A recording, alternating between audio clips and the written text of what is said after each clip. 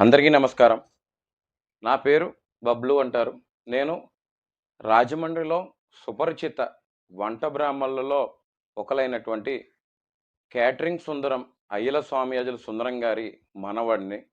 ఈరోజు ఈ వీడియో ద్వారా మీ ముందుకు రావడం గల కారణం, నేను తూర్పుగోదావరి జిల్లా బ్రాహ్మణ సమైక్య సంఘం నుండి రాజమండ్రి యువజన బ్రాహ్మణ సమైక్య కన్వీనర్గా వ్యవహరిస్తున్నాను. ఈరోజు మిమ్మల్ని ఒక విన్నపం అభ్యర్థించడానికి ఇలా ఈ వీడియో ద్వారా మీ ముందుకు వచ్చాను. రాజమండ్రి కాంగ్రెస్ పార్టీ పార్లమెంట్ అభ్యర్థిగా పోటీ చేస్తున్న మనవాడు, బ్రాహ్మణ జాతికి సంబంధించిన వాడు, కింది స్థాయి నుండి జాతీయ రాజకీయాల్లో ఒక వెలుగు వెలుగుతున్నటువంటి గిడుగు రుద్రరాజు గారికి ఓటు వేయమని మిమ్మల్ని అభ్యర్థించడానికి మీ ముందుకు వచ్చాను.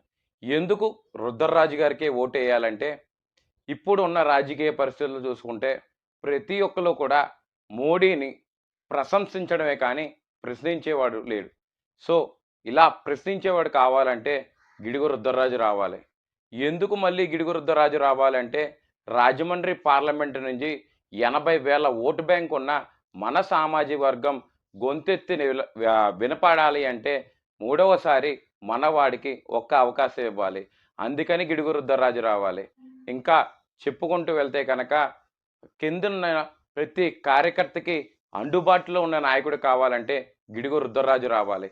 ఆయన గతంలో చేసిన మెడికల్ కార్పొరేషన్ పదవుల్లో కానీ, లేకపోతే తదంతర పరిస్థితుల్లో చేసిన ఎమ్మెల్సీగా ఉన్న సమయంలో కానీ, ప్రతి జాతికి కూడా నా అన్నవాడు మన కౌన్సిల్లో ఉన్నాడు అని చెప్పుకునే పేరు ఏదైనా వినపడిందంటే అది గిడుగు రుద్రరాజు మాత్రమే. ఆయన ఎమ్మెల్సీ నుండి రాజశేఖర రెడ్డి గారి కుటుంబానికి అత్యంత సన్నిహితుల్లో వ్యవహరించిన వ్యక్తిగా మన తూర్పుగోదావరి జిల్లా నుంచి ఎవరైనా ఉన్నారు అంటే అది ఏకైక వ్యక్తి గిడుగు రుద్రరాజు గారు మాత్రమే. సో ఇలా చెప్పుకుంటూ 10 అంశాలు చెప్పుకుంటూ వెళ్తూ ఉంటే కనుక ఖచ్చితంగా ప్రతి బ్రాహ్మణ జాతికి సంబంధించిన మహిళలు కానీ, పురోహితులు కానీ, వ్యాపారస్తులు కానీ, ఉద్యోగులు కానీ మీ సమస్య ఆయన సమస్యగా చేసుకొని మీ ముందుండి పోరాడే వ్యక్తి ఎవరైనా ఉన్నారు అంటే కనుక ఒక్క గిడుగు రుద్రరాజు మాత్రమే. ఇక్కడ గిడుగు రుద్రరాజుతో పాటు పోటీ చేస్తున్న పార్టీలు కానీ, పోటీ చేస్తున్న వ్యక్తుల గురించి కానీ మనం మాట్లాడుకున్నట్టయితే, దగ్గుపాటి పురంధేశ్వరి గారు, ఆవిడ నేపథ్యం చూసుకుంటే ఆవిడకి అధికారం కావాలి. తర్వాత ఆవిడకి స్థిరత్వం లేదు. గతంలో చూసుకుంటే బాపట్ల నుంచి పోటీ చేశారు, వైజాగ్ నుంచి పోటీ చేశారు, ఇప్పుడు రాజమండ్రి నుంచి పోటీ చేస్తున్నారు. ఢిల్లీలో ఉండే ఆవిడకి రాజమండ్రిలో ఓటేస్తే ఎందుకు మనకి ఉపయోగం?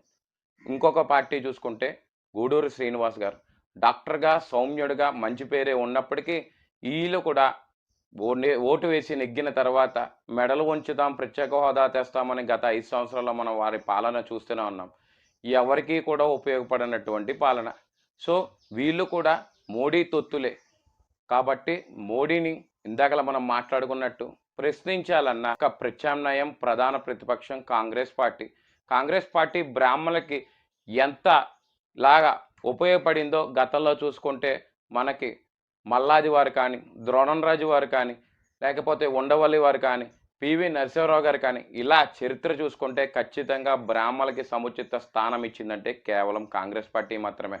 ఇలా ప్రతి ఒక్క అంశంలోనే మనం చూసుకున్నట్టయితే గౌరవం ఇచ్చే పార్టీ కాంగ్రెస్ పార్టీ.